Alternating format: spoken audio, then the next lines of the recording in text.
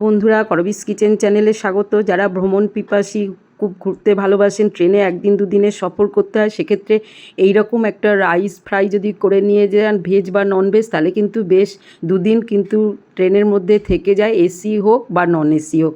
চলুন, প্রথমেই তার জন্য কিছুটা চিকেনের সলিড পিস নিয়ে নিয়েছি।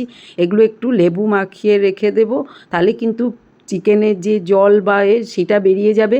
এইবার সেই জলটা চেপে চিকেনগুলো ঝরিয়ে নেব, আর একটু সঙ্গে সেই সময় নুনটা অবশ্যই দেবেন, তাহলে চিকেনের এক্সট্রা জলটা বেরিয়ে চিকেনটা একদম ড্রাই হয়ে যাবে। দেখতে পাচ্ছেন চিকেনটা কত ছোট করে কিভাবে কেটেছি। এইভাবে চিকেনটা কেটে রেডি করে নিন, ব্যাস চেপে জলটা বার করে দেবেন।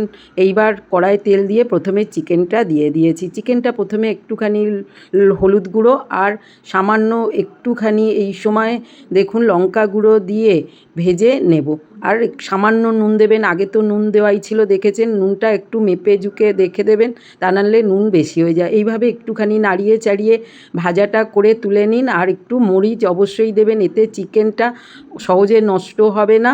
বেশ ড্রাই কিন্তু হয়ে গেছে, বুঝতেই পাচ্ছেন, একদম পারফেক্ট চিকেন। আর একটু জল যা আছে একদম ড্রাই হয়ে গেছে। চলুন চিকেনটা তুলে নেব। এইবার কড়ার মধ্যে তেল যোগ করেছি, যে কোনো তেল দিতে পারেন, ঘি দিতে পারেন। মোট কথা জিরে, একটু রসুন আর শুকনো লঙ্কা দিয়ে একটু ভালো করে গরম করে নিন। ব্যাস, এই গরম তেলটার মধ্যে একটু কাঁচা লঙ্কা কুচি দিয়েছি। দেওয়ার পরে নাড়িয়ে চাড়িয়ে সবগুলো কিন্তু ভালো করে ভাজাটা করতেই হবে, যেন লঙ্কাগুলো কাঁচা না থাকে। এবার বেশ কিছুটা পেঁয়াজ নিয়ে নিয়েছি। যারা পেঁয়াজ খান না বা চিকেন খান না, তারা কিন্তু এমনিও ভেজে নিতে পারেন, তবে সবজি বেশি দেবেন না, চিকেনটা ড্রাই হয়, সবজি বা এগ দিলে নষ্ট হয়ে যায়। এবার চিকেনটা আমার ততক্ষণে রেডি করে তোলা, পেঁয়াজটা কত লাল লাল করে ভাজা হয়ে গেছে দেখতেই পাচ্ছেন। এবার পেঁয়াজ ভাজার মধ্যে সামান্য একটুখানি হলুদ আমি দিয়েছি, আর লবণটা দিয়েছি। এই লবণটা কিন্তু রাইসের সঙ্গে মিশে যাওয়ার জন্য, আর একটু লঙ্কা গুঁড়ো দিয়েছি। বেশ পেঁয়াজটা সুন্দর করে ভাজাটা করে হয়ে গেলে দিয়ে দিন ভেজে রাখা চিকেন।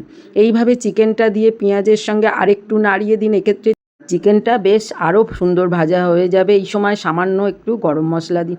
বন্ধুরা, ঘুরতে তো যেতেই হয়, আর ট্রেনের খাবার সত্যি যারা খান তো তারা অবশ্যই, আমার তো সবসময় খেতে ইচ্ছা করে না, আর বাড়ি থেকে যখন যাই এই রেসিপিগুলো করে নিয়ে যাই, তাহলে কিন্তু বেশ সবাই পেট ভরে ইচ্ছা মতো ননস্টপ খেতেই পারে। এবার রাইসটা একদম ঝরানো গরম নামিয়ে নিয়েছিলাম, দেখুন কতটা ঝুরঝুরে রাইস হয়েছে। একটু সামান্য শক্ত করে নাবান, আর এবার মিশিয়ে দিন। ভালো করে নাড়িয়ে চাড়িয়ে যখন চিকেনের সঙ্গে মিশে যাবে, তখন সামান্য একটুখানি চিনি যোগ করুন। এই সময় টেস্ট অনুযায়ী একটু মরিচ আর গরম মশলা আবার দিয়ে দিন। ঘিটা দিতে পারেন, তাহলেও কিন্তু মন্দ হয় না, তবে ধনেপাতা এক্ষেত্রে দেবেন না, কাঁচা থাকলে নষ্ট হয়ে যাবে। আবার একটু যদি লেবুও দিয়ে দেন, তাহলে কিন্তু এইটা আর নষ্ট হওয়ার সম্ভাবনা আরও কমে যাবে। এইভাবে যদি স্পাইসি একটা রাইসই করা হয়ে যায় বন্ধুরা, তাহলে কিন্তু আর কোনো কথা হবে না। ব্যাস, আস্তে ধীরে কিন্তু একটা প্লেটে মেলে দিন। ঠান্ডা হয়ে গেলে তবেই কিন্তু এটা কন্টেনারে ভরবেন। কতটা ঝুরঝুরে দেখতে পাচ্ছেন। আমি এবার নাড়িয়ে মিশিয়ে দিচ্ছি। গরম গরম ধোয়া ওটা রাইস, আর এটা যদি ঠান্ডা করে পারলে যদি সময় থাকে আধ ঘন্টা ফ্রিজে রেখে নর্মাল টেম্পারেচারে একটু ঠান্ডা করে ভরে নেন, তাহলে যখনই ইচ্ছা খেয়ে নিতে পারেন। আর খুব সুস্বাদু হওয়ার জন্য এর জুড়ি মেলা ভার। সুতরাং কেনা ঝামেলা ছাড়াই এরকম ননস্টপ খাওয়ার জন্য বানিয়ে নিন চিকেন রাইস, আর লাঞ্চ বক্সে ভরে বেরিয়ে পড়ুন কোথাও ঘুরতে যাওয়ার আগে। এতে দুদিন আপনার পুরো টিফিনটা রেডি হয়ে গেল। বন্ধুরা, আজ আসি, ভালো থাকবেন, সঙ্গে থাকুন, বানিয়ে ফেলুন। জয় বড় মা। আমার রেসিপিগুলো দেখার জন্য অসংখ্য ধন্যবাদ। আশা করি এগুলো আপনাদের প্রত্যেক জীবনে কাজে লাগবে।